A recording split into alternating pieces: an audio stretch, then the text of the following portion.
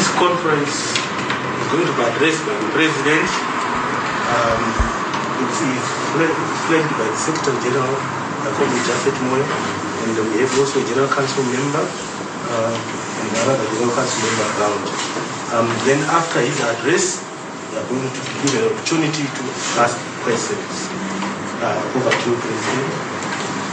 Right, thank you, Comrade Arabuko, and thank you, comrades, thank you, members of the stage. We appreciate the work that you are doing. As always, you are working in a difficult environment, but you are discharging an invaluable service to the people of Zimbabwe. Without you, our struggle is not adequate, and without you, we don't have victory in our struggle. May we thank the Lord for keeping us safe under a very difficult environment in Zimbabwe, under COVID, a number of other crises that we are facing. We welcome you to this press conference where we are going to be discussing the issues about salaries and erosion of salaries and price increases. You may remember that before COVID-19 outbreak, the Zimbabwe Congress of Trade Unions was already fighting for decent wages, for living wages. So this is an unfinished business that we suspended as a result of the lockdown. In that struggle, we were demanding that every worker must be paid in US dollars or alternatively South African rand. Our view was that the country was facing serious challenges. The introduction of the Zimbabwean dollars was not based on any economic fundamentals. We were also basing our view on the past experiences, which we witnessed in 2007 and 2008. And we warned the government that the Zimbabwean dollar was going to lose value, and everyone was going to lose. Pensioners were going to lose their savings, workers' salaries were going to be eroded, farmers were going to have a raw deal. So we warned the government. Unfortunately, at that time, we were labeled unpatriotic. It is not that we do not love this country. We love our country. We try every day to make sure that everyone in this country is comfortable. We represent the nurses who treat people at the hospitals. We represent the bakers who bake our bread daily. We represent those who keep our cities clean. We represent those who teach our children at schools. Those people can't be said to be unpatriotic. People who put everything for the development of this country. So we were labeled unpatriotic. Unfortunately, here is where we are now. The Zimbabwean dollar is crushed. Today, people are talking about 1:80, 1:90. Some are saying 1:100. The 250 minimum wage that was gazetted by government has become useless overnight. Inflation is hovering around over 800%. But that is conservative figures. Many other economists are projecting that it's well over 1,000% now. What is happening to prices? Many people cannot even afford basics. Majority of our members can no longer afford to buy bread. They can't afford to pay rentals. They can't afford to pay school fees. This is what we had seen when we asked the government to ditch the Zimbabwean dollars and move to the multi-currency or the use of Zim dollar, the US dollars. Our bottom line is now over 8,000 Zimbabwean dollars. Again, this is quite conservative. A bucket of maize meal is going for $6 US. How many of our people, how many of our civil servants, how many of the workers in the private sector, how many of those in the informal sector are able to afford $6 a bucket for meal only? Some may argue that the country has no capacity to pay living wage. That is not correct. We witnessed it in 2009 during the government of national unity. The only difference is that there were gatekeepers there from the opposition who were also gatekeeping. We are failing to get adequate salaries as workers because of corruption. People are looting, people in government are looting this country. This country has got everything that we need to sustain happy, full, and joyous lifestyles for everyone.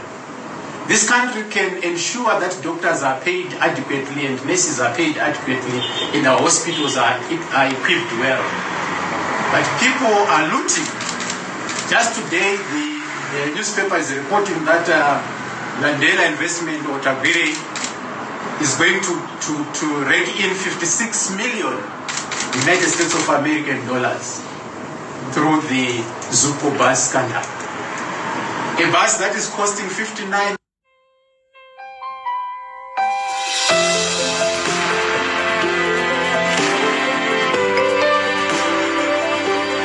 $100,000 US, which is lending in here $100,000 US, is said to be sold back to the government at $200,000.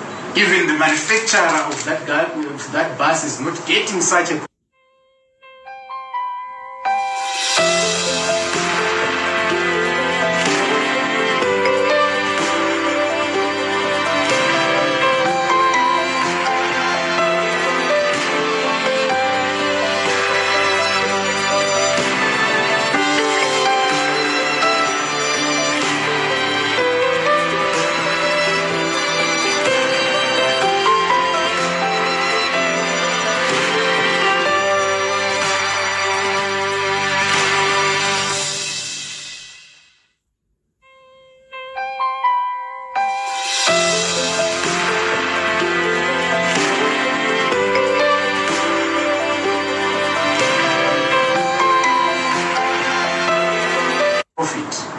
selling it at 59,000, someone is getting 100,000. The COVID gate has been in the news in equipment for 300 United States of American dollars, but selling it at 66,000.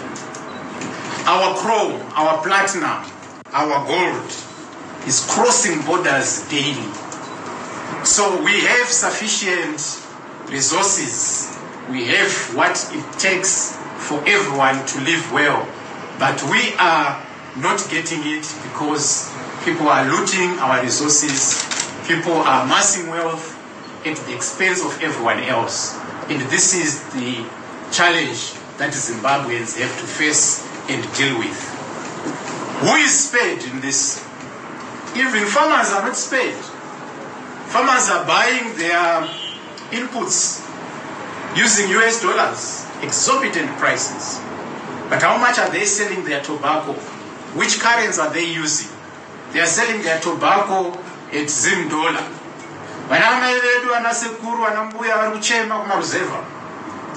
Forging vari kuspera vachishanda mwedzi wese gore rose vatenga mbeu nemishonga ne-US dollar vari kuibirwa kuma-auction floor vachipirwa marara e-bond note. Vana vakuramba ma$2 havachada ma$2 ekunotenga maswits. Today I was told during the TNF meetings in February, the government pleaded with Labour that they needed up to June to stabilize the currency. They committed that if they failed to stabilize it, then we should move to the South African rand. Their argument of not moving to the South African rand or the US dollar was based on sovereignty.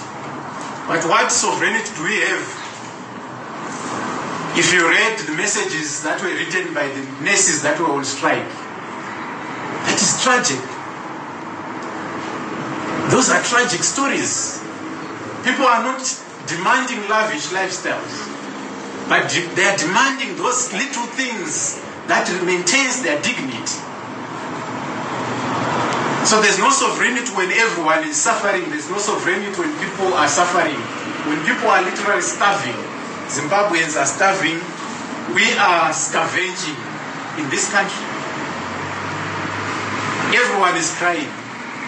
civil servants, students, informal sector workers, private sector workers. There's no one that has been spared.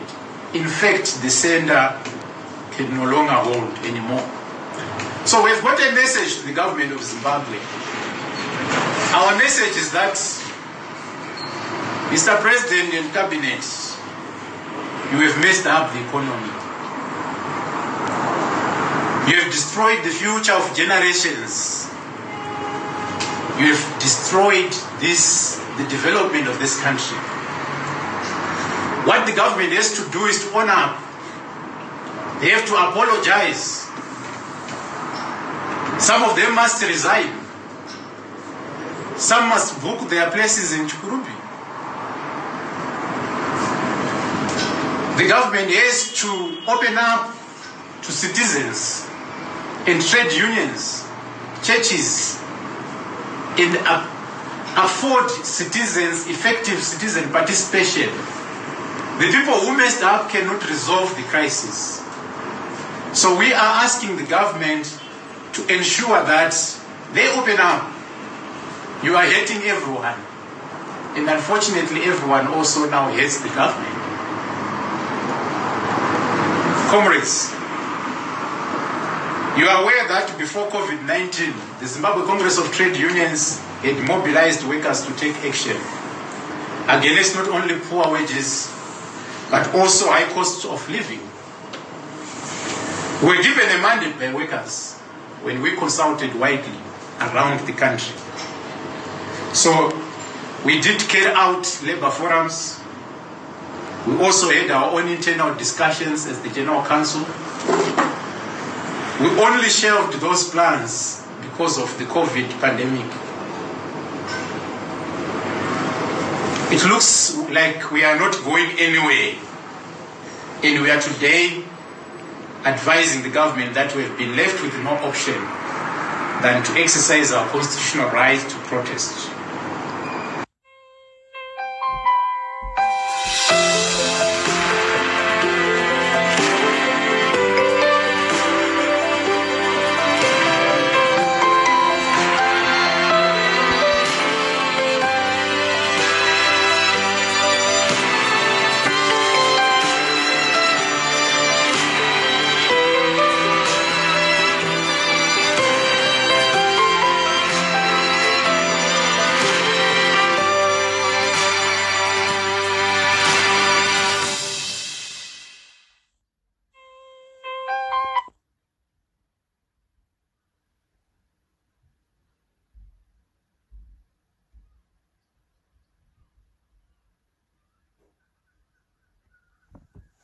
We are therefore calling on all Zimbabweans, those who have Zimbabwe at heart, to join the Zimbabwe Congress of Trade Unions, to join the labor movements that are at the forefront of fighting for social justice, fairness, and democracy, in mounting a peaceful, serious resistance that can be prolonged, but that will give and usher in a better Zimbabwe.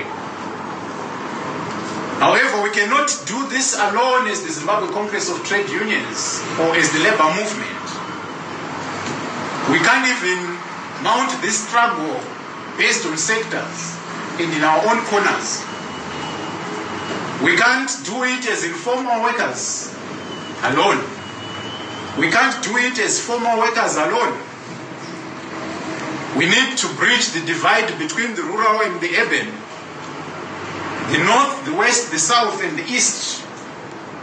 It must be a collective struggle for all the poor and oppressed people of Zimbabwe. And this struggle is for one thing, for sharing the cake. We are all suffering. So what is the basis for the division? So we need a united front. We need students in the struggle. We need residents. We need the unemployed in this struggle. We need the peasant farmers who are suffering. whose toil is being robbed. We need civic society, the churches, we need everyone. The nurses have already shown the way, and we must support them. We cannot afford to disregard what the health service sector has done. We have to join what they have already started. We salute the heroic and united position adopted by the health services workers who are fighting for better salaries. We also salute the Amalgamated Rural Teachers Union of Zimbabwe, ATUS, who have already declared that on Monday, the 22nd of June, teachers will embark on action. It is our collective struggle, comrades. Everyone is suffering, and we must collectively contribute. So our message to the workers: comrades, unite, agitate, mobilize and fight back. Don't look up to the government. Everyone in government is looking after their own kids. They are looking to amass wealth for their children. They are looking for every one of their children to be millionaires. You are not going to get any answers from the government. We have to fight our own battle. We have to collectively stand up for our children. You are not doing it for ZCTU. Look at your children. Listen to their cries when they don't have anything to eat. You are not doing it for anyone else. You are doing it for yourself, for your future, for the future of your children. So we are calling all workers to stand up for their rights and protest and strike until we liberate ourselves. We know we'll be met with brutal force, and there's a possibility that some people might be killed. Some may be abducted, some may be tortured and brutalized. But this is the price that we must be prepared to pay for our liberation. The leadership of ZCTU is prepared to pay the price. But we have got a message to the defense forces of Zimbabwe, to the police, to the CIO, to everyone who is in the security service of this country. Workers are not enemies of the state. We are not calling for a revolt. We are calling for a protest. And this protest is guaranteed and provided for in the constitution of our country. The security forces does not work for people, for individuals. It works to protect the citizens of this country. You have got a constitutional obligation to uphold the constitution, to protect the citizens, including workers, to respect workers who are going to be protesting in this country, to protect the citizens as they peacefully protest. We are not fighting the security forces. We are fighting against the looting. And in the constitution, there's no way where the security forces must protect the looters. But the constitution is clear. The soldiers, the police, the CIO must protect the people, must protect the nation. We are calling upon your conscience first. And we are also calling for you to observe the constitution. Don't be carried away. Atrocities normally catches up with perpetrators. We also have a message to the international community. And we are calling upon the international community that they must watch over us. Of course, God is watching over us. But the international community has got an obligation to protect Zimbabwean citizens. There is an implosion in this country, a social and economic implosion that is caused by a political crisis. We know whenever citizens stand up and fight for their rights in this country, the government has been unleashing the military against defenseless citizens. It is the obligation of SADC. It is the obligation of the AU. It is the obligation of the United Nations to protect citizens of Zimbabwe against brutality from the state. We also advise the regional bloc, SADC, and the various countries around us that the crisis of Zimbabwe is a crisis of SADC. If they don't seek to resolve the crisis of Zimbabwe now and immediately and urgently, they are brewing crises in their countries. If it gets tough here, we are going to go to South Africa. If it gets tough here, citizens of Zimbabwe are going to Botswana. You can't block us from coming to South Africa because you were here when it was tough in South Africa. You can't block us from getting to Mozambique because you were here when you were facing a war in Mozambique.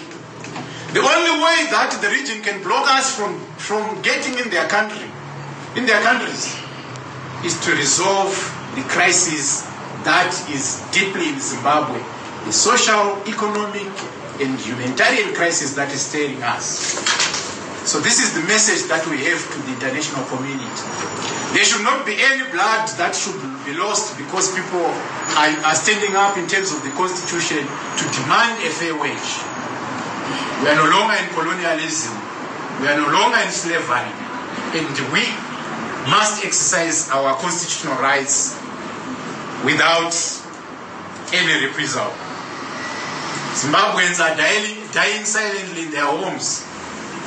The health service sector has been closed. The education sector is closed. Teachers are not going to school. They've told us they are not going to school. The few industries that are operating are going to close. There's no demand for the produce that they are producing. People are starving in their homes due to hunger. The Zimbabwean $200 per household that was promised by government during the lockdown has not found its way into the pockets of the populace. The lockdown has been simply a lockdown without any social assistance to the citizens. So no one will fight for us, workers of Zimbabwe, but ourselves. As workers, as the Zimbabwe Congress of Trade Unions, it is our belief and firm conviction that we have got a constitutional right to go and fill the streets. And we are inviting all Zimbabweans to this worthy struggle. Comrades, it is tough.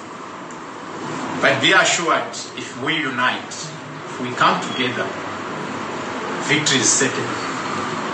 Any trade unionist that is going to tell workers that there is no cause for action, that is not for you. Anyone who is going to tell workers that we should not protest, that we should not raise our voice, that we should not use the constitutional rights that we have to fill these streets and protest and carry a sustained protest until we get a new social and economic order in this country. It's not for us. Don't be swayed by the 75 US RTGS. Mazebe, Anyarazimana. So comrades, Aluta continua. This is the direction we are taking. I thank you for your time. Thank you, Comrade President.